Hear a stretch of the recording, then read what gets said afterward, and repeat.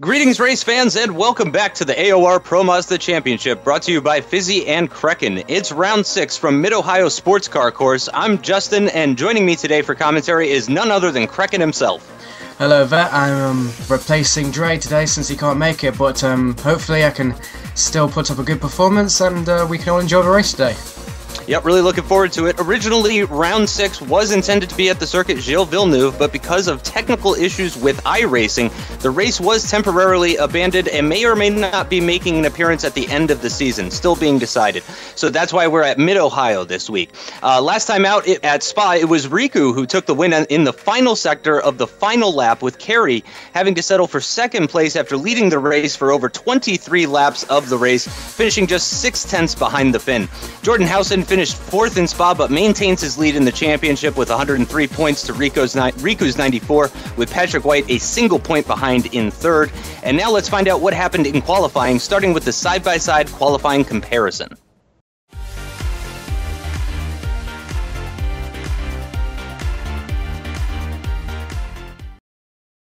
Two Scandinavians, two massive differences in position despite a 3/10 gap. On board with Andreas Merck and Marcus Jensen as they take us around the Mid-Ohio circuit.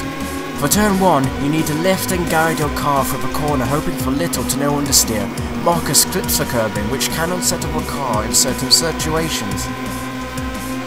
For turn 2, which has many different lines, Marcus experiences a massive loss of traction, losing him time as he tries and settles the car. For the straight and the kink, it's a simple task of keeping the power down.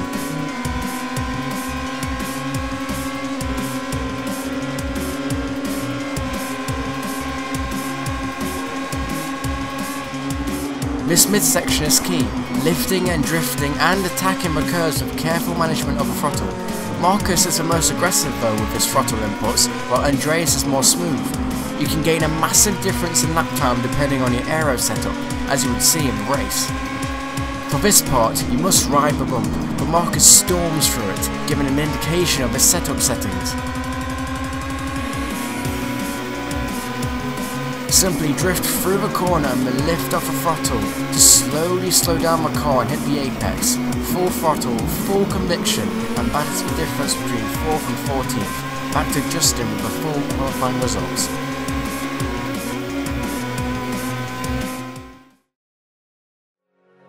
So it is Riku Alatalo on pole, while Kerry Nolden continues his streak of starting every race from the front row, just under 0.2 slower.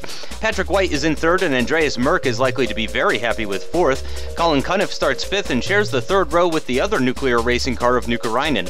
Phil Reed took 7th, followed by Gregor Reineck Jr., while Christoph Leister and Michael Mittner round out the top 10. In 11th is Harley Lewis, with Timu Valkjärvi just 0.6 slower in 12th. Row 7 has Alexander Trowbridge and newcomer Marcus Jensen, while championship leader Jordan Housen could only manage 15th. In stark contrast to Spa, Martinson could only manage a 117.120 and starts from 16th. On row 9 comes Peter Newman and Nigel Spears. Gino Vandenbroek was the lowest of the ACR qualifiers in 19th, and Leanne Robinson finishes the 10th row in 20th place.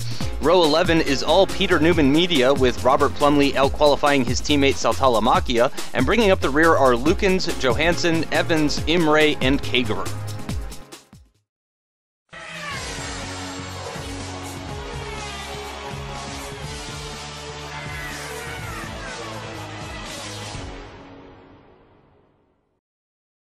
It's race time from Mid-Ohio. Riku Alatalo's on pole, and once again, Kerry Nolden is starting from the front row. Championship leader Jordan is starting way back in 15th place, though, and will need to make up ground in the race if he wants to keep that lead. It's a short run down to turn 1 and a high-speed corner as well, so overtaking will be dangerous and difficult. It's going to be an interesting start to this race. We are waiting for the lights to go green. Can hear the engines revving now, and Riku's got a clear line down the road, and they're away. Very clean start so far. Of course, we haven't turned any corners just yet. Riku is through the corner, Kerry is through the corner, so is Patrick White, kind of with the inside line, and it looks like we've got several side-by-side battles going through turn 1, but everybody giving, and there's an AOR car off in the background there. I think that might be Lukens, I'm not too sure, but he did qualify lower down. That is very unfortunate for Neil, for sure. As I mentioned, we've got another car. I don't know who that is, but he's in the gravel, and I think he's going to lose a lot of time. I think it's Cunniff. It's Cunniff. All the way down that's there. Cunniff. Oh no, and Cunniff he started in 5th place from the 3rd row of the grid. It was looking good for him at the start, and he is way back now, way back. And here we have a look at Housen. Actually, he's having a look at Jensen, I believe that is, at the outside of turn 4. He's going to have the inside line for turn 5 now, and lots of side-by-side battling going through up and down the field on this opening lap here as we come into the S's now. Having a look at Martinson now, who is attacking Spears, and through the S's now, coming towards Thunder Valley, as it's called. Quite a unique name at this track here. And that is Harley Lewis with his new livery, giving an homage to Red Bull. And Martinson, though, and we've got another car off. That was one of the ACR cars. Who was that, Crekkan? I'm not too sure, but we might get to see him next camera. It looks like it was Trowbridge, who just lost a bit of control, and he's now slipped down the order. Looked like Martinson was getting bogged down as well. He got overtook by Nigel Spears, who's now creating a little bit of a train. But there's the situation up the front. We got Rico Alatalo in the lead, followed by Nolden. As we go back down into the midfield, someone seems to be slowing down quite a bit as Martinson tries to get past Nigel Spears. And we're looking now at Housen, who's trying to claw his way up the field after a very bad qualifying session. And we're now looking at Plumley, who's caught up in this battle in the lower field behind Martinson. Yep, and coming towards turn 4 now. This is going to, I imagine, be a very popular overtaking location, is turn 4, at least for going side by side. If people aren't able to make the move stick there, certainly they're going to at least be looking to do it in the following corners. Go ahead and take us through this start replay. Well, it looks like everyone got off very cleanly. It's a very narrow track, as you can see, and the first corner, it's just, you're pretty much going flat almost. I mean, you've got cold tyres, and as you can see, someone got a bit of oversteer. They slowed down a bit. We can't see Lucan's incident from this angle, but we can definitely see all the drivers bunched up there. And you can see what happened to Cunniff too. Yes. I'm curious to see. I think he just may have spun off. I didn't see any contact. It looked like he clipped the grass. I think there was also a little bit of bunching up of the fellow group. But Lucan's just went into the side of Robinson, and he hit the wall. I think that's going to be very severe damage. It'll be amazing if you can make it around the rest of the race. But here's what happened to Cunniff. Yeah, he just clipped the grass, and very lucky to avoid the wall there. And of course, he has to try and stay off the road until everyone's gone by, and that's relegated him all the way down to the back of the field. But knowing his pace, he might be able to try and salvage something. As we're on board with Jensen now, and he hit Valchiavi, and Valchiavi once again getting a damaged rear wing. Hopefully one day he'll finish a race without a damaged rear wing. But not a very clean start, but definitely much cleaner than last race after that. And very nice homage to the 1998 Spa Grand Prix. Yeah, for sure. Much cleaner than Spa, although just about any race would be much cleaner than Spa. But we're on lap 3 now, and Housen is just behind Valchiavi already. Easy to spot Valchiavi now with that very damaged rear wing, as you mentioned. Jensen's still just behind him, though, and actually it looks like Jensen's going to have a look at him down the start-finish rate. He's going to have the inside line for turn 1, or is he? No, he slots back into the slipstream, and now he's coming under attack from Lewis, and that's a very difficult passing location. Yeah, from that far back. Looks like he backed off. Actually, I mean, it wasn't the best place to try, but Jensen, a rookie to the league, it's his first race of the season of the league, and he's trying to make a point as he gets onto the gravel. He got a lot of oversteer there. Now he's vulnerable to Lewis, who is around his outside. Let's see if he can try and make a overtaking move stick. I mean, through the S's, it just switches constantly. First you're on the outside, then the inside, then the outside again, as Lewis goes around the outside. Really nice overtake, and Jensen is nowhere. He's not close enough to attack again on the next corner on the inside, and Lewis takes the position and now chases after Housen. Yep, so Jensen's lost a couple of positions. He did gain a position thanks to Cunniff's lap 1 incident and dipping that wheel in off the track, I should say, not in the track, off the track on lap 1 there. So he gained 1 position, but then he lost 2. So unfortunately, he is down. And here we see Martinson coming under attack from Plumley. And he's got one of the ACR drivers just behind him. I'm not sure if that's... I think that's Trowbridge, actually. Yeah, it's Trowbridge. Okay, I mean, yeah, that's Trowbridge. Yeah, this battle's for 17th position, with Nigel Spears as 16th, just ahead. He had a bit of an oversteer moment, if you saw just a bit earlier. But again, Martinson, he's trying to hold off Plumley for Peter Newman Media.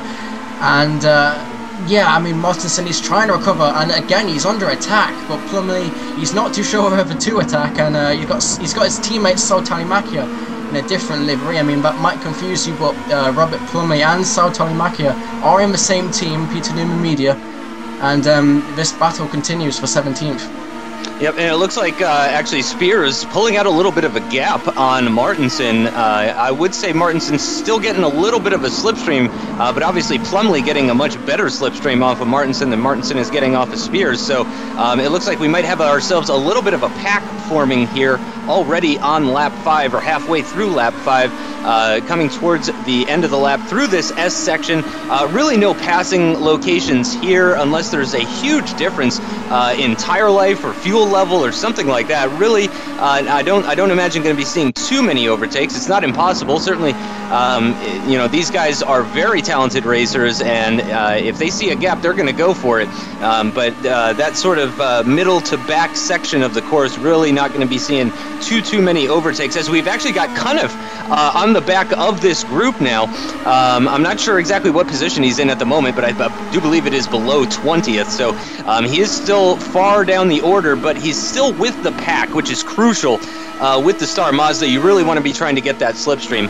Back up at the front now with Alatalo, and it appears that he is building quite a gap to Kerry Nolden, actually. Not a huge difference between them in qualifying, less than 0.2 of a second separating them.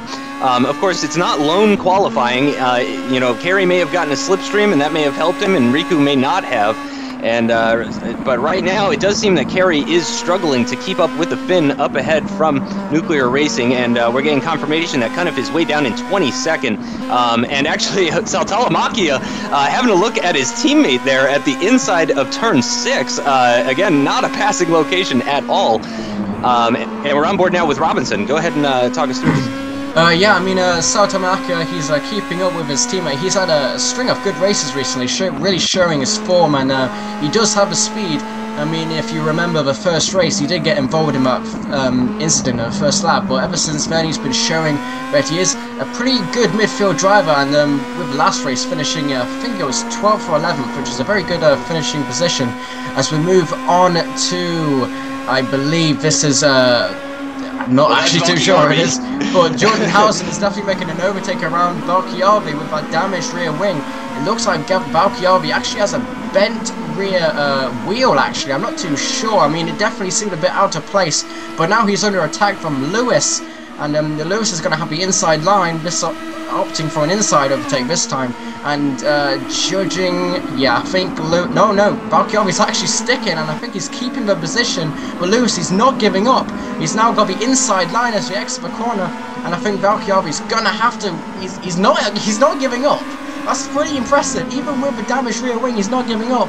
We can see he's losing traction, and he's had to give up a place now just to make sure he keeps the car on the track. Definitely having a lot of issues with that damaged rear wing and possible bent rear wheel. Now, obviously the fuel tank can go about a 70% race distance, so I think if Valchiavi can even make it to maybe lap 14, 15, 16, around there, he may be able to come into the pits and get a full tank and maybe salvage his race a little bit if he is indeed having problems. Having a look now at Martinson as he loses a place to Plumley, actually. Yeah, that was a very good overtake from Plumley. He just overtook him on the outside, just sticking with it, and yeah, so that's one for the books, I suppose. Yeah, very nice move. Although this battling with this group is definitely creating an enormous gap up ahead. I don't think Plumley is going to be getting a slipstream coming onto this back straight now, which means he could come under attack from Martinson. Martinson could come under attack from Saltalamakia there just behind him. And, I'm sorry, who is that? Is that Saltalamakia? Yeah, that's Saltalamakia behind Martinson with Trowbridge just behind him, and Cunniff, he's moved up a position now and is looking to try and continue his push up the field, and Newman seemingly has dropped back. I mean, he's now very close to his teammate, but considering Newman's pace... Yeah, you can see him right there, actually, right in front of Robert there. Yeah, I mean, Newman's pace, he is quicker than his teammates, so it's possible, but he could just get the tiny benefit of the toe. I mean, the toe around this track is not as strong, nowhere near as strong as the previous races. So this may be an opportunity for Plumlee, maybe even Mortensen, to pull away from this massive group of cars and catch up to the next group, which is for the higher midfield positions. We're looking at around about the edges of the top 10. And right now, well, I was just going to say, Trowbridge was all over the back of Saltalamacchia, but it looked like Saltalamacchia really pulled out a little bit of a gap there. He seems to be safe for now, at least, heading into turn 2. I mean, it does depend on your real wing settings. I mean, on this track, I mean, if you sacrifice your straight line speed, you get a nice bonus through the S's, which you can gain quite a bit of time on, but of course you're going to have to rely on the person in front of you losing traction or being so much slower that you can make some sort of insane dive bomb through one of these cresting corners. But yes, it's a very awkward situation to be in. You're quicker than the guy ahead, but you cannot get by because the track is so narrow and there's just constant turning that you're going to be stuck unless you have a very clear advantage of the guy ahead has some difficulties. Yeah, pretty much once you hit turn 4 of this track, I mean, there's really no major overtaking opportunities that present themselves at the end of this lap as we're going through the penultimate corner now. This is the carousel, and that is Alexander Trowbridge having a look at Saltalamacchia. Yeah, he took a much tighter line. Saltalamacchia running out very wide at the carousel there. Yeah, you could hear him actually, the tires scrubbing. I mean, he was really having trouble keeping traction, and you can tell now because he has overheated tires hitting the gravel. As we get a little perspective of what's going on in the front, Alatalo's still in the lead, followed by Nolden. It looks like Patrick White in third has dropped off, so once again it's a battle for the lead between these two, an exclusive battle, and I'm sure this will develop as the race goes on. But other than they're not that close to each other, but it all depends whether Alatalo has a mistake or Nolden picks up his pace and challenges for the lead. Yeah, possibly differing strategies, of course, could be playing a role here. We're on board now. Just ahead of us is Saltalamacchia. We're on board with Trowbridge, with Martinson just ahead of Saltalamacchia. Switching on board now with Saltalamacchia, coming through this very tight and twisty section, of course, turns 4 through 13. And this is turn 10 is that little kink, that right-hander kink, and into turn 11 here, and then before the very long right-hander at carousel there. Very long, very difficult corner. What I'm really enjoying so far in this race, I got to say, Crekkan, at turn 2 here, seeing a very quite a variety of lines being taken. Yes. Some people taking very late apexes, some people really hugging that inside line. A lot of different ways of taking turn 2 there. Yes, definitely. I mean, you can either take a tighter line and just hope you can carry on that grip and keep with the curve, or you can take a wider line and get a nice exit. Saltalamacchia has some more traction issues, gets overtaken by Trowbridge, but of course Saltalamacchia, he had that wider entry, so that means he has a tighter exit again on the power earlier, and those very similar looking cars dicing it out. Saltalamacchia switching to the inside. Oh, Trowbridge really squeezing him out, and Saltalamacchia nearly losing it. And Cunniff now, he's going to take advantage. He's going around the outside, and he gets past nearly as Trowbridge nearly runs out of traction. Saltalamacchia trying to stick, but Cunniff has just about got by. Saltalamacchia is trying desperately not to give up, but in the end, I mean, after that foray of traction loss and spinning tires, Cunniff has gained a position. Saltalamacchia has lost 2. And he might lose a third, actually. He's got Robinson all over the back of him in that BAR livery, just hounding him. And I mean, we've seen this plenty of times as Cunniff dives into the pits for his stop on lap 12. That is very early. He's going to have to do 32 laps, or I'm sorry, 33 laps actually, because that was at the end of lap 11, so he's going to have to do 33 laps on a tank of fuel. I'm wondering if he's just trying to get himself into some clear air, or if he's feeling the effects of running off the course on turn 1. I'm not sure exactly what happened with Cunniff there, but very strange there as we see Cunniff dive into the pits at the end of lap 11. We're having a look now at Andreas Merck, who started this race in 4th position. and then lost several positions, or at least one position to Nukkarainen at the start of this race in the nuclear racing car. We're back on board with actually we're having a look at Gino Vandenbroek. This is the first time we're seeing him in this race, and he's all over the back of Valky Jarvi, his teammate, who is not that far behind Jensen, actually, the new boy Jensen here. Valky Jarvi's all over the back of him, and that pit window that we were talking about for Valky Jarvi is going to be opening up pretty soon here, so we may be... Oh no, and that's a big slide for Valky Jarvi, and he's going to go ahead and take that opportunity to dive into the pits. He's got one less lap to complete, but again, that's a very early stop. 32 laps he's going to have to complete. I don't think that's going to be very marginal. Yeah, I don't think so either, but I don't think he had much of a choice. Vandenbroek now, though, coming under attack from Spears with a little bit of a gap forming up ahead. Spears dives to the inside line. Vandenbroek's going to have the outside line. He does the switchback. He's going to have a little bit better exit. He's also going to have the slipstream. I expect we're going to see Spears defend the inside line here. We do see that exactly. He's defending that inside line on board with Vandenbroek now. He's going to have to move to the outside. Very possible, though, to make the overtake here at the outside of this corner, as you'll get the inside line for the following corner, so it's certainly not impossible. We're on board with Evans now, who I believe is just behind Johansson, and that is Spears running very, very wide through turn 5, and that's going to put Vandenbroek right back on him, and no, he does hang on to that position for the meantime.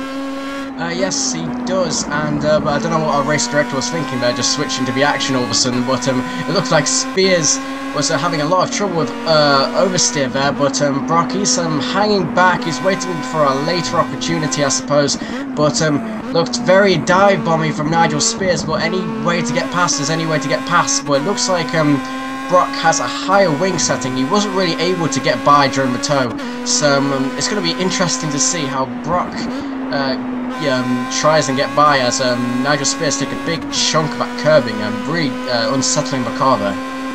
Yeah, obviously you want to carry a lot of speed through turn 1. That is I believe the second longest straight on the circuit is down towards between turns 1 and 2. And Vandenbroek is still behind Spears. He's going to get the tow here.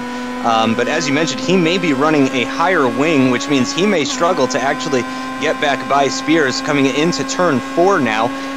For those who don't know the circuit, turn 3 is the little kink in that straight there. So turns 1, 2, and 4 are going to be the primary overtaking locations. As we do see, I think you're absolutely right about that, Crekkan. Some serious oversteer, looking like Spears is just on the cusp of losing the back end at any moment through most of these corners. And on board with Peter Newman, I do believe this is who we're on board with in his newer-ish livery. Yes, he seems to have a habit of switching liveries from time to time, but this is definitely Peter Newman, or Pete Newman as he's calling himself now, and definitely, I mean, you're getting a nice bird's eye view from there, but you can definitely see that Brock has a massive advantage through the S's. He's just clawing back over time. He loses during turn 1, and any time he might lose during the straights, and just really hounding Spears. I mean, look at this. I mean, Brock's trying desperately to get by. He's putting the pressure on, and of course Brock's going to have the outside line. He's going to take a very, very wide line to get on the power as quickly as possible, almost cutting the nose off Newman. And it is very interesting to see from Newman's perspective how this battle is panning out. Yep, and just behind him actually is that I think that's Robert Plumley, as all those cones get just wiped out. I mean, don't know what was going on there, but Brock on the outside now. He's trying desperately to get by, but he's just trying to stick his nose in. He's side by side. Spears running wide, and of course just continue running wide, and Brock just can't seem to find a way past. Yeah, he's really got to do it at turn 5, the left-hander there, because obviously Spears is going to continue to defend the inside line at turn 4 there. And actually back up at the front now, it looks like Nolden has closed a little bit of time on Alatalo. That's the closest the gap has been since lap 1, if I'm not mistaken. So things are heating up a little bit for Alatalo as we're coming down. That's turn 3 there, that little kink that I was speaking about before. As they're coming down towards turn 4 and Kerry with the slipstream. It doesn't look like he's going to have any opportunity to make the overtake happen there, though. Back on board with this battle between Spears and, well, actually, is that the AOR? Yeah, that is Martinson just behind Plumley as well. So we got a little 5-way battle going here with Plumley in the middle. and Brock just behind Spears. And this is Trowbridge, and coming into turn. Oh no! And it looks like he's been a little too aggressive with his downshifts. And if I'm not mistaken, obviously, Crekkan, you may have. Oh no! And that's Plumley off? No, that's Plumley right off. Merck. That's Merck. Oh, that's Merck. Who nearly collides into Leicester there, but that was Trowbridge in ACR blowing up his engine, and just look how close I was to a complete disaster for both drivers. Luckily, both drivers surviving, and this is just a replay of Valkyarvi losing a ton of traction as he heads into the pits unintentionally, letting by his teammate Bandon Brock, who is still in the race for once. Usually he is retiring near the start of the race, but he's managed to make it through this far. Let's see how far he can go. Surprisingly enough, we are getting very close to the halfway point of this race, going very quickly here. It's a pretty short lap, especially in comparison to Spa, which we were at last week, or last time out. It's a big difference in lap time, obviously, so it does seem to be going by pretty quickly here. No big changes in this battle, this five-way battle. In fact, are we sure what position Spears is in at the moment? I think he's in 13th position. I mean, it's a good point scoring position, but I mean, considering there's 5 other drivers fighting for a position here, as you can see, Brock's lost quite a bit of time through the straights, and it would be interesting to see how much he closes up on the S's, confirming our little theory about see how much he's closing up. Yes, he's definitely running a higher wing angle. So yes, I mean, with 5 drivers, a battle for 13th can mean quite a lot. I mean, it's quite a few points you'll be losing out on if you're at the back of this pack. But, oh, Nigel Spears, he's lost traction a lot, and Brock's found an opportunity. He's, leaving it really late to get by. He's on the outside, and Spears is already giving up as Brock moves into 13th place. Unlucky number, very unlucky number for him, obviously, because he doesn't want to crash again. But now Newman, he's all the way behind Spears, and Spears is going into the pits very early. I mean, he's probably thinking those overheated tyres need changing now as we move on to the leaders who are having a bit of lag by the looks of things. But Norden, he's very close to Alatala now as this battle heats up. Yep, and just going back to that battle, I was going to say, you know, it seemed like Spears was on the edge of traction the entire time through that race. So, you know, if I had been Brock in that situation, I would have done exactly what he did. Just sit back and wait for that slight oversteer to become a big oversteer moment. That's exactly what happened, and he gains a free position without having to use the slipstream or anything like that. Having a look at Evans right now, and he is very close to Johansson in the slipstream on the run down towards turn 2. I wonder if he's going to run out of room, and little bit, it's not so much a dive bomb, giving each other lots of room though. I'm not sure that Johansson meant to give that much room. In fact, as we got Imre, the other new guy, along with Jensen, the 2 new guys for this race, Imre just behind Johansson, getting a little bit of a slipstream, a little bit of a tow from him, and he's going to move to the inside. He's going to have to brake very, very late from that far back to try and take the position, and he thinks better of it and slots in behind him. And this is also a very interesting battle that's developing here, and I'm not sure exactly what that's for. As we see, I believe that was Saltalamachia having a little look at Imre through the S's, actually. That's a little bit surprising, or he was just taking a very different line. But this battle is for 19th, as far as we can tell, and currently Johansson defending from Imre here. Yeah, I mean, Imre, he's also a rookie for this race, new driver, as he goes into the pits. And we've got Saltalamachia having a little bit of a moment behind us there. That's certainly not going to help Peter Newman Media, as the other 2 drivers for that team are stuck behind Brock. Not exactly very close, but as we move on to the leaders now, I'm just getting, once again, a little check. They're still fighting it out, and it looks like Brock's actually lost a bit of time. That's, did he have some oversteer or something? No, certainly not that I saw. That may have happened off camera with everything that's going on. It's no surprise that we may be missing a few things from time to time, but it does appear that he is pulling that gap back out in those corners. So he may not have had a spin. He may just be losing that much time in the straights, especially now that Brock is not getting a tow. So he is going to be especially vulnerable on those straights, as he's got a car not too far ahead of him though. I think that's Christoph Leister that's ahead of him. But thank you. he's definitely, it looks like Christoph Leistner's definitely been quicker than the drivers behind him, as Brock having a lot of trouble through that corner. He seems to get a lot of understeer, and it looks like Newman, he's not keeping his distance at all. He's going to try and get through on the inside.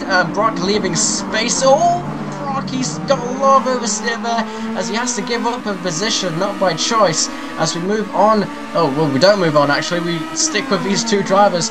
Brock trying to get his position back. He knows he's quicker through the S's. He wants to get by again so he can build up that gap. There's a car off the side of the road there. Well, that looks... I think that's a nuclear racing car, actually. Was it?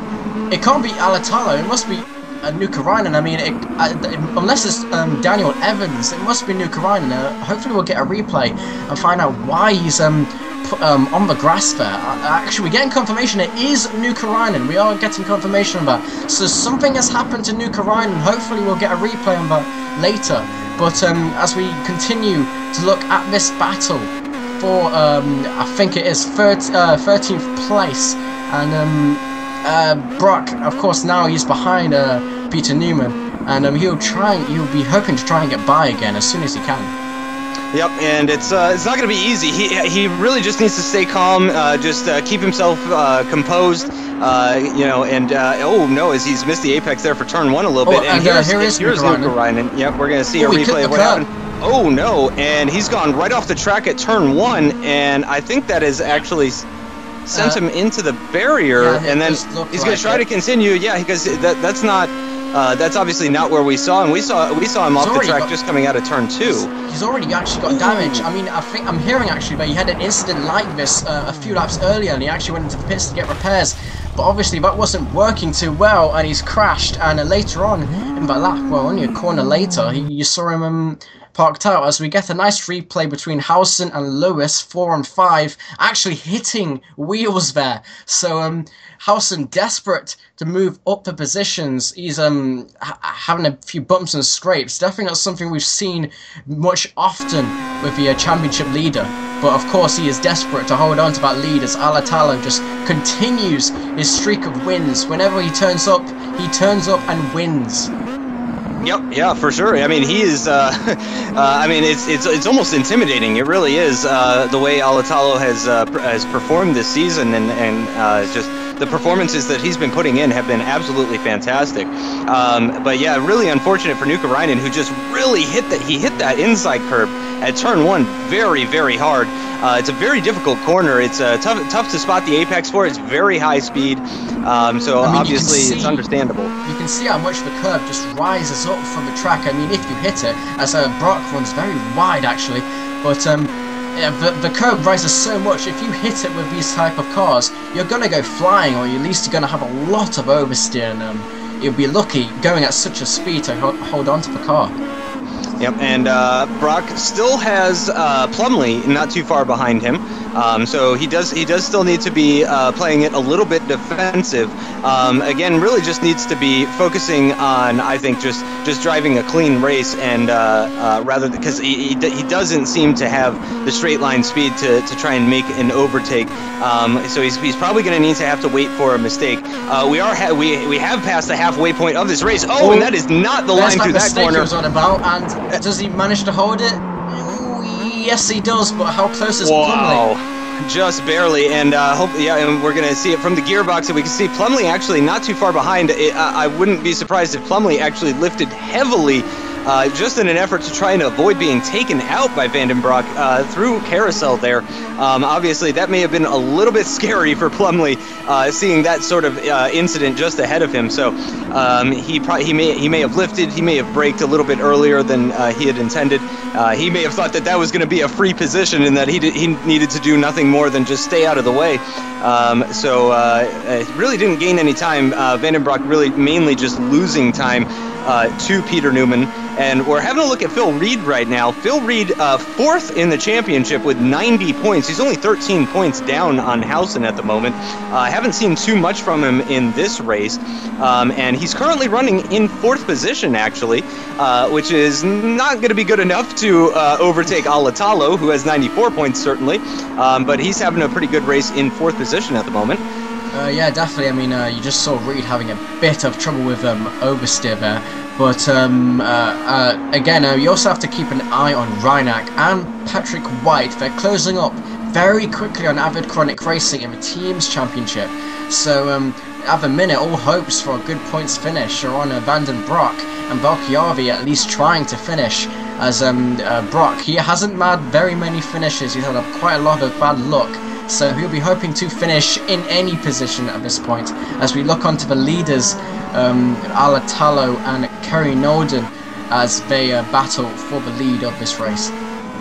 Yep, and already lapping car. I mean, they started lapping cars a while ago, actually. Again, that's going to be down to the short lap time of this circuit, which is going to make it interesting for them, though. They're going to have more traffic to deal with than they would at a circuit, say, like Spa, where the lap time is a whole lot longer.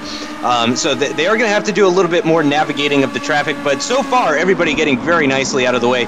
Obviously, very respectful is this league, all of the drivers. So all those back markers staying out of the way very nicely, as once again watching Vanden Broek and Peter Newman coming through towards the end of this lap. And really, I mean, it's not much has changed. In fact, Robert Plumley almost is dropping off. Vanden Broek, though, has clawed back that time that he lost to Peter Newman. So this battle is very much underway again. Yes, I mean, this battle for Allworth, Norden is getting very close to Alatalo as we switch from a battle for 11th to the battle for 1st. Again, I mean, these two drivers, they've been at each other's throats, at least on the track.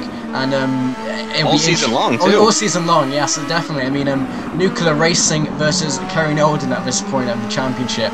And Norden, he's trying to claw his way back up the standings because of all that bad luck for the first 3 races of this season.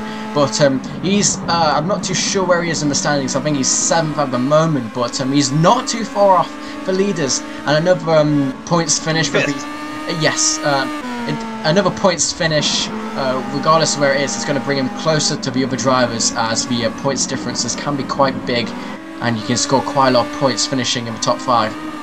Yeah, second place would give Kerry 25 points, which would put him on, let's see, 109, which would be 6 above what Housen has right now.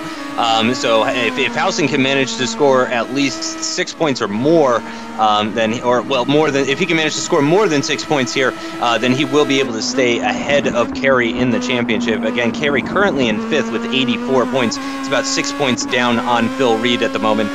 Still watching this battle between Vanden Broek and Peter Newman. And they're starting lap 26 now. Obviously, the leaders starting lap 26 a while ago at this point.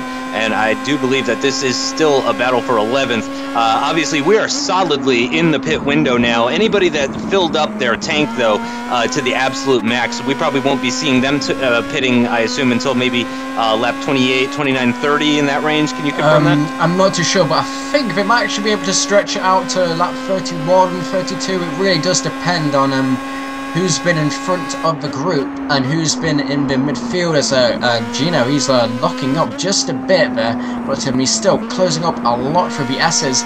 As we're on board with Nigel Spears, he seems to have recovered, but he's behind Valkjavi as we once again switch over to the battle for 11th with Brock.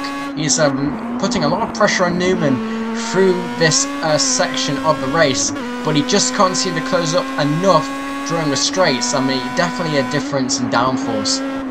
Yeah, for sure. But I mean, he's doing exactly what we were talking about before, and that he's just maintaining his composure, and that's exactly what he's got to keep doing. We're on board now with the leader Alatalo, just seeing him going through turns 4 and 5 there.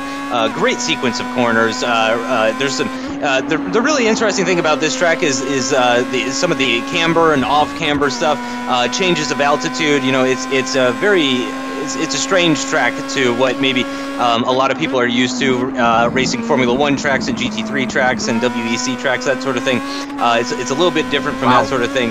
Yeah, just noticing that Newman got off the track quite a bit there. Very wide, yeah, and I think he actually struggled to get the power down, but again, Vandenbroek's high downforce, or what we assume is high downforce, I mean, it could be gearing related maybe, nah, it's got to be downforce, but really just didn't allow him to close up all that much. He is very close though, and in previous laps, he was quite a ways back coming into turn 4, and he was a lot closer than he had been previously, and this is again Spears and Valkjärvi with Leister just behind them.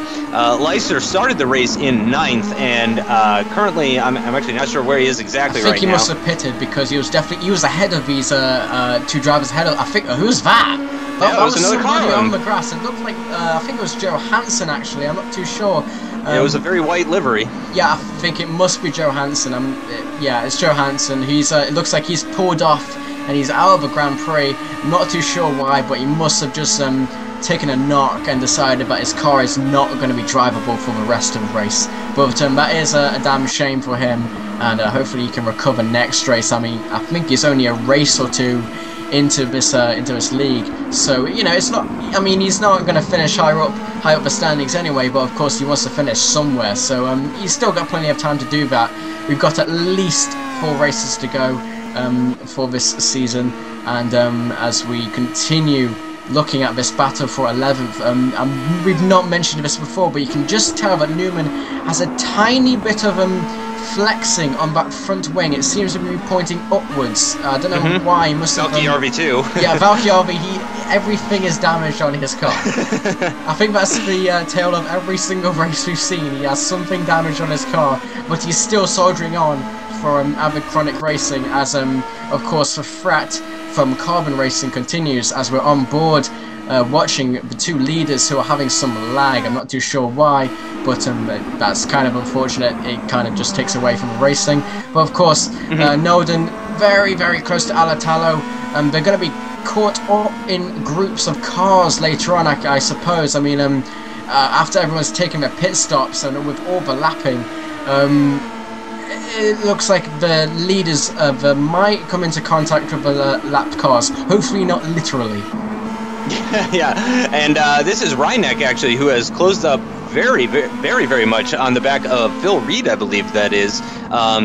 This is currently the battle for 4th. Yes, it is. This is the battle for 4th right now. So Patrick White in 3rd seems to be having a pretty boring race, as he seems to be unable to catch the leaders, but he has pulled out a significant gap on these 2, this battle for 4th position here. Currently on lap 30 are the leaders, which means those guys were coming to the end of lap 29. And here again is the battle between Spears, Valkjärvi, and Christoph Leister. Christoph Leister, thank you so much. And currently Brock as well, still just behind Peter Newman. Peter Newman, you got to say, has been doing a fantastic job, though. Really not showing any signs that he's coming under pressure from Brock. Obviously, he knows that he's there, but he also seems to recognize that he has the advantage in the straights, and that's where it matters most, with the limited overtaking opportunities presented at this track. Coming towards turn 1, though, Vandenbroek very, very close, and I wonder just how much time he's going to lose down this straight. We can see exactly as we got this onboard here. He's in the slipstream, but you can see he's really just not gaining, even with that slipstream. Gained a little bit under braking there. Oh, Peter Newman's running a little bit wide. I'm not sure if that's his intended line or not. Both of them taking a very late apex. Brock in the slipstream once again, but once again you can see just the slipstream for Brock seems to be only enough to get him to reach a similar speed. He doesn't seem to be gaining any additional speed. Yeah, but look how much time he's gaining through braking, and he's just really hassling Peter Newman. But unlike Nigel Spears, who just couldn't cope with how close he was, Peter Newman is. But look how close Brock is. He is desperate to get by, but he just can't. And Newman, he's got an iron will, not letting him by at all. But Brock's going to try, and he's trying to do the overtake. He's going to have to go around he's going to have to go around the outside. Does he do it? He does it, actually. It looks like he has. I think Newman's backed off, and Brock takes 11th place. Yeah, very, very impressive stuff. I'm wondering what exactly that was all about, because as you said, it did seem like Newman conceding the position as he's got his teammate Robert Plumley all over the back of his gearbox.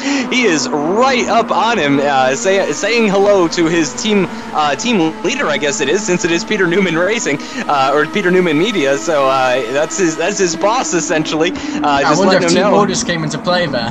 I know those two the teams communicate on radio. They have a very sophisticated radio system where they can actually talk to each other. So I wonder if Peter Newman was just shouting down the mic, "Stay behind me and just take my toe." Yeah, very possible, and I'm wondering if Peter Newman let Vanderbroek by, knowing that he had the better top speed, knowing that he would be able to get straight back by him. Obviously, he lost significant amounts of time through the S section, but he was barely able to keep up with Brock coming into turn 4 now. And here is the part of the track where Brock has really been shining through the S section, through the tight and twisty bits, and the gap. Yeah, he is really pulling out, and Plumley having a look at the inside. I'm not sure if, again, no, that is definitely, yeah, that's not him letting him by at all. Having a little look-see.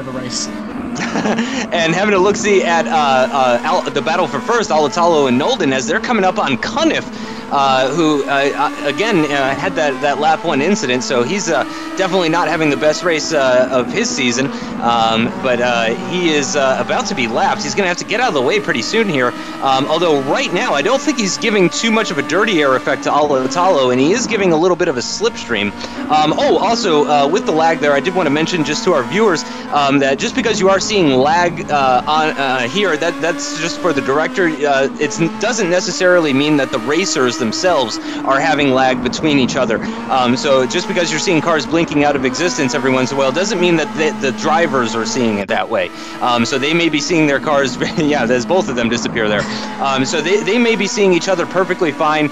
So they're very likely is no worries between them. Hopefully that's the case anyway, as we've reached the 3/4 point of this race, and that is that Saltalamacchia going pretty slowly? Yeah, I think that's Saltalamacchia trying to defend from Mittner as Harley Lewis dives into pits. I don't know why Saltalamacchia is backing off so much, unless he cut the corner and he's slowing down to make sure he doesn't get a penalty.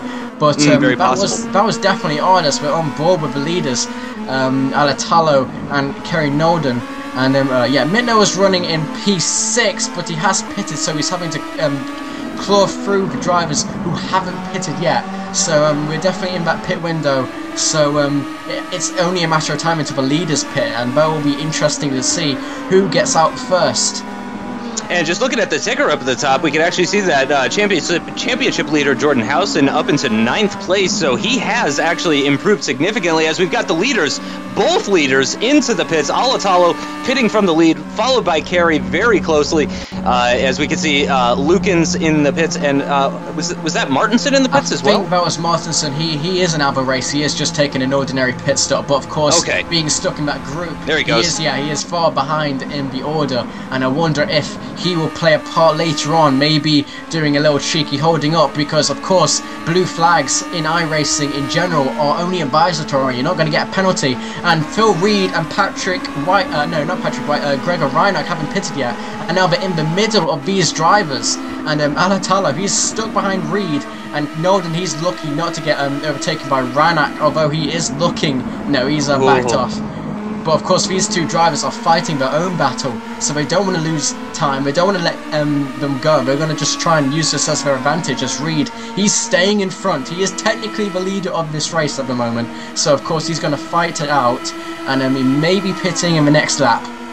And Reinach there, going into turn 2, he nearly was Alatalo's best friend as he was looking at the inside, but Kerry was having none of it. I mean, he knew exactly how important it was to stay in front of Reinach, to stay behind Alatalo, and he fought tooth and nail to hang on to that, what is essentially now 3rd place position, and it's going to pay dividends in the end for sure, because who knows how much time he may or may not have lost behind Reinach. As we can see, there is already a gap forming between the two of them, so that was a crucial move from Kerry Nolden, and very exceptional driving from Kerry there. So Reed pits, actually. Reed is now pitting, and of course I think Gregor Reinach is going to follow in, but Reinach has lost about 1.5 seconds to Reed because of an altercation, as we're on board with, I believe, Christoph Leister, who is behind Nigel Spears, which is odd. I thought he was higher up the field, but obviously he's having a bit of trouble behind Nigel Spears at the minute. Yep, and it looks like he's looking to rectify that. He's going to have the outside line. No, he thinks better of it. He's going to try and perform the switchback, and then I imagine he's going to probably try and do another switchback through turn 6 here. It just doesn't look like he has enough grip. As Spears, he doesn't have much grip either. He's still got traction issues. But Christoph Leister, he's desperately trying to get by, but it just looks like he can't at the minute. He's having to cope with Nigel Spears, who has already pitted, mind you. So he is fighting for position at the minute. He's actually gained quite a few positions, or at least held on after that incident round about the halfway point, where he nearly lost it completely. And that is, I believe that's got to be Martinson right behind, because he's the only AOR car that is still remaining in this race. So actually, we have quite a battle developing here with Spears at the front of a little bit of a train right now. I'm wondering, just based on what we've seen from Spears, I'm and I'm a bit of a novice, so maybe you can help me on this, but it seems like maybe he set up his car for high fuel, and as that fuel burns off, the car gets twitchier and twitchier and twitchier, because here we are at the end of the second stint, and again, we see those slight oversteer moments, the difficulty in the cornering that's coming back to Spears once again. Yeah, definitely. I mean, it must be something like that, because he seems to be okay during the straights, but he's really having trouble during the S's as he loses a position to Leister. He's off the track, desperately trying to hold on to the position, and Martinson also takes the position. So Spears, if he has got a setup like that, it's not the best choice for him, as Valkyarvi is now all over him in that battered and bruised ACR car. Amazing that he's actually getting this car around the track at this point in the race. Yeah, I mean, you really gotta credit Valkyarvi with the adversity that he's been racing with this season. It's been truly fantastic. As you said, I think he's maybe turned a handful of laps with a functional rear wing. So it's certainly been a difficult season for him. I just want to say, I mean, you can see, actually, I think you can see even more apparent. Let's have a look at that. Yes, that rear tyre is definitely bent, just slightly. So that's giving him a different sort of camber than he's used to. I just hope he's able to get to the end, because he's just had so many issues during the season with rear wing damage, and of course, I mean, he's having issues again. But he's having a solid race for the damage he has. Yeah. I mean, you really got to credit him for what he's doing with the car that he's got, as he's got Robinson just behind him as well. So obviously, 3 of these cars in this 5-car battle here are having to play double duty with both defending and also attacking. And Valkyarvi is probably the one with the biggest task on account of that damage. He's got to defend from behind, he's got to attack ahead. But right now, at the moment, still Alatalo leading from Nolden, and then a big gap to Patrick White in third, who again seems to be having a relatively quiet race. Reed and Reineck battling over fourth, with Reed still currently winning that battle. Oh no! And that is a crash for Nigel Spears, and the leaders are going to get caught. Oh no! Alatalo on the grass. Nolden barely avoiding it, and Nolden, he's going to try and use this to his advantage, but he just can't get past. And Alatalo, he somehow holds on to the lead after that incident. That was unbelievable. Hopefully we'll get a replay of that, because that was really, I mean, that was terrifying, to be honest. That was a really big incident, and as you said, nearly taking out both of the leaders, which I'm sure if White knew that was going on, he probably would have been a little bit more excited about his race in third position. But Kerry was able to close up. He's going to have the inside line for turn 4 now. Alatalo can't compete, but Kerry's run wide. He's going to get a corner cut warning, possibly. No, he rejoins the track, avoiding the corner cut warning. He's lost significant amounts of time to Alatalo, though. He doesn't have very many laps remaining to try and claw that time back, though. It's going to be very difficult. Currently having a look at Mittner, who I do believe is running in P6. He's got Lewis just behind him in P7. Not very many laps remaining in this race, and you can almost smell the desperation that's starting to come off of these drivers, as these guys know they have very limited amounts of time to try and get as many points as they can. Yes, definitely. I mean, before that whole overtaking incident there, I was going to say that I was wondering if Alatalo had any floor damage going over that really bumpy grass and gravel, but then Kerry Nolden, he runs off as well, so if any of them got damage, they both got damage. And I've also got word from a pit lane that Jensen, who was running in PA, who was debuting this race, he's actually fallen all the way down. I think last check it was a 19th because he has some pit stop issues. So that's really dented his debut race, which is a shame. But of course he's still got a few races to go. And of course Road America is next. Hopefully these new drivers to the league can score some points there. But we're on board. We're watching Alatalo and Kerry Nolden as the final laps draw closer. And again, yeah, desperation is going to try and sink in because, of course, there's not many laps left to overtake. Yep, just 5 laps remaining as they cross the line this time, and they're coming up on a bit of traffic. Not just one car, it looks like at least 2 cars that they're coming up on. Hopefully we'll be able to find out exactly who this is that they're lapping. I think that's Robinson. Robinson, yep, with Valky Arvi just ahead of him, I believe, with the damaged wing. Yes, it sure is. And so Robinson, this is actually a potential opportunity for him if he does things right. He's obviously lost time to him right now, but Valky Arvi's going to have to perform the same courtesy for the leaders, or I guess he doesn't have to, but he will, as we see him pull to the side there and let the leaders through. And this could be huge for Robinson potentially, but no, it doesn't look like he's able to challenge coming into turn 2, as once again Nolden just behind Alatalo.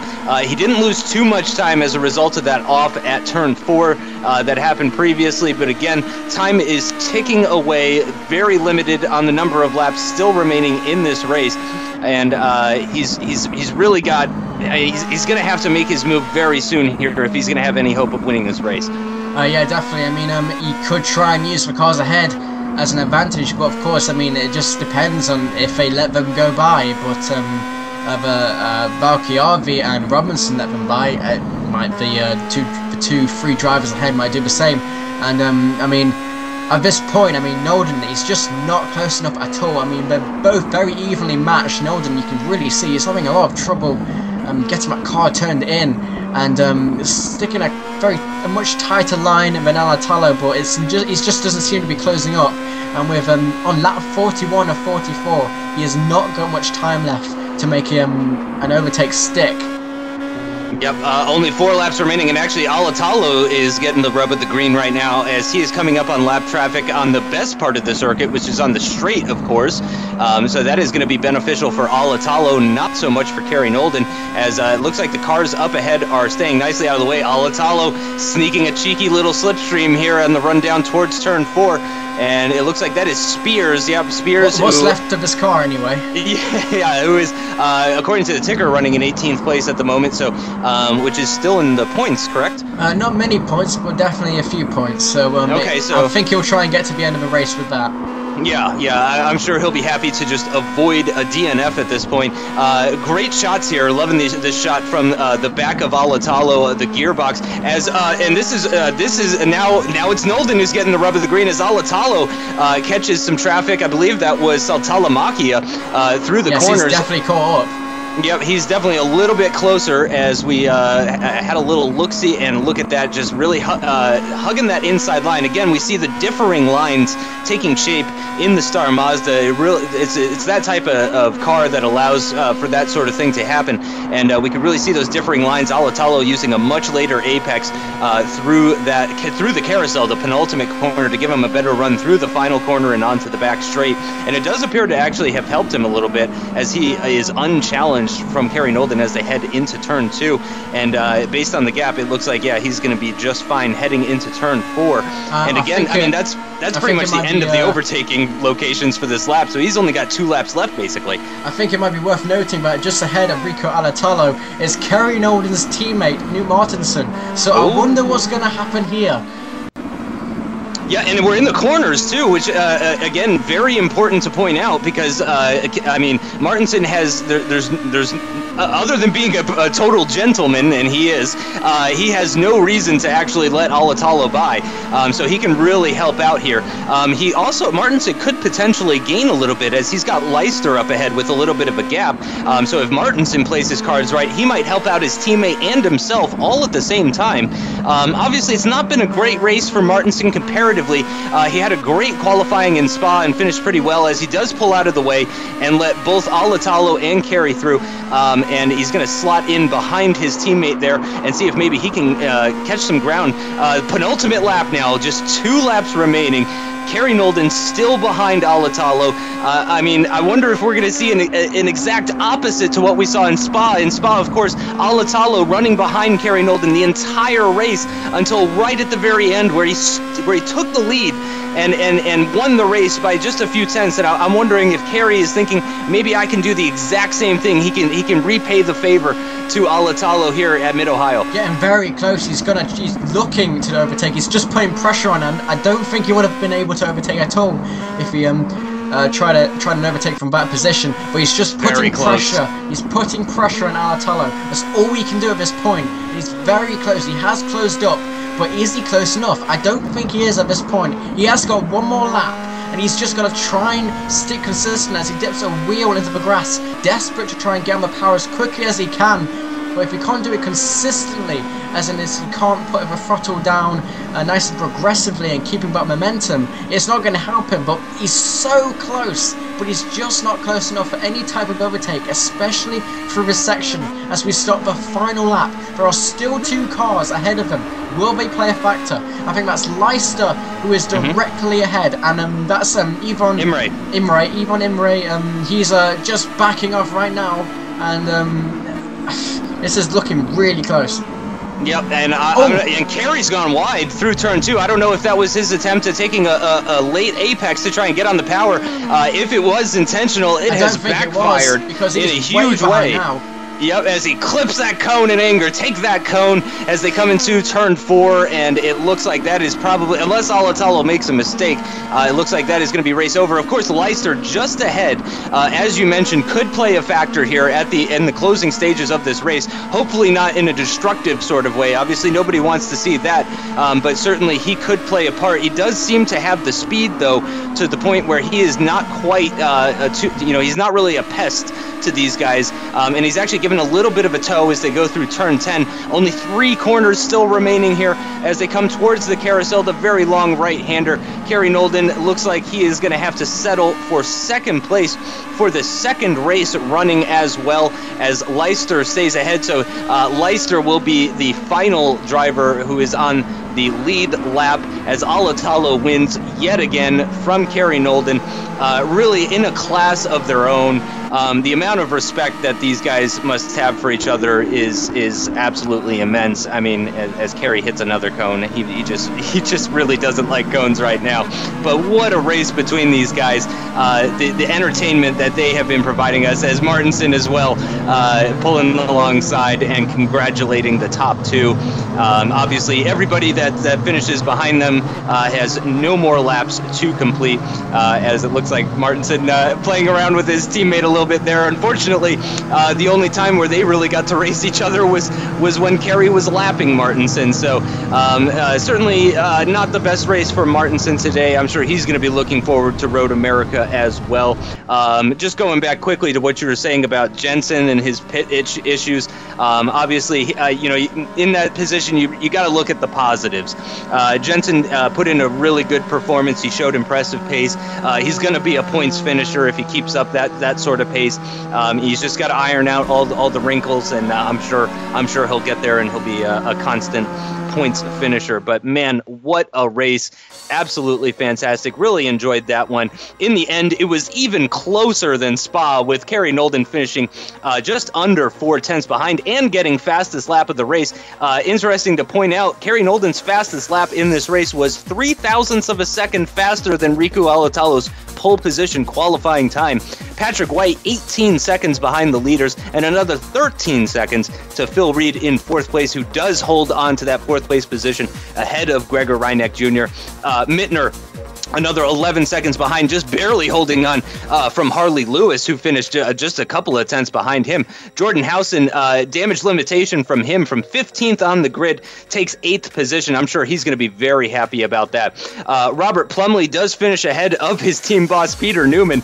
So obviously those team orders eventually really not coming into play as he finishes 4 seconds ahead of him. Christoph Leister, as we mentioned before, the final driver on the lead lap, as Martinson, Robinson, Valkjärvi, and Kagerer were all 1 lap down on the leaders. Just those 4, surprisingly enough. Everybody else even farther down. Again, just referencing, it's a much shorter lap, so obviously it's much easier to lap people at this sort of circuit with Saltalamakia, Jensen, and Imre. Interestingly enough, the 2 new guys, Jensen and Imre, finishing in 19th and 20th right next to each other, and a couple of laps down. Frederick Johansson, in the end, 3 laps down in 21st place. Unfortunately, no points for him. Nigel Spears, either. No points for him. Daniel Evans, Nuka Reinen, the big surprise in the DNF pool here. But Daniel Evans, Nuka Reinen, Merck, Alexander Trowbridge, and Neil Lukens all DNFing. Really unfortunate for those guys, as we see an AOR DNF, we see an ACR DNF, and we see a Nuclear Racing DNF. Very surprising here. Go ahead, take us through the championship standings now. Yes, Alatalo now takes the lead from Howson. So Howson is now no longer in the lead of the championship, which is a change. He's been in the lead for quite a while. He's 9 points behind now. Patrick White, he's only a point behind Howson in 3rd. Nolden is continuing his climb up the field in 4th place. Reed only a point behind him in 5th. Nuka Reinen once again not scoring points and stuck in 6th. Leister in 7th, about 21 points behind Nuka Reinen. Valkjärvi, he's in 8th with 59 points. Mortensen is tied for 8th, but technically in 9th with 59 points as well. And Michael Mittner rounds out the top 10 with 54 points.